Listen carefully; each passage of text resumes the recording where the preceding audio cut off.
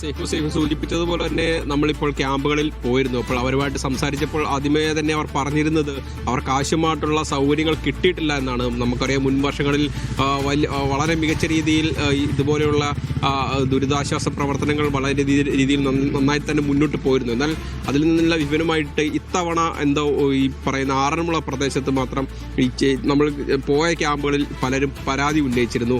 അത് ഏറ്റവും പ്രധാനപ്പെട്ടൊരു പരാതി എന്തെന്ന് വെച്ചാൽ കൃത്യമായിട്ടുള്ള ഭക്ഷണം കിട്ടിയില്ല. അതായത് ഇന്നലെ രാവിലെ മുതലാണ് ആറന്മുള പ്രദേശത്ത് ക്യാമ്പുകൾ തുറന്നിരുന്നത്. അപ്പോൾ ഈ ക്യാമ്പുകളിൽ ആദ്യ ഘട്ടത്തിൽ ഭക്ഷണങ്ങൾ കൃത്യസമയത്ത് എത്തിയിട്ടില്ല എന്നുള്ളൊരു പരാതി ഇവർ ഉന്നയിച്ചിരുന്നു. പിന്നീട് നമ്മളിപ്പോൾ ഈ തൊട്ടടുത്ത് തന്നെയുള്ളൊരു ക്യാമ്പിൽ പോയിരുന്നു. അപ്പോൾ അവർ പറഞ്ഞത് തൊട്ടടുത്ത് തന്നെയുള്ള നമ്മുടെ പാർത്ഥസാരഥി ക്ഷേത്രത്തിൽ നിന്ന് ഇപ്പോൾ വള്ളസദ്യ നടക്കുന്നുണ്ട്.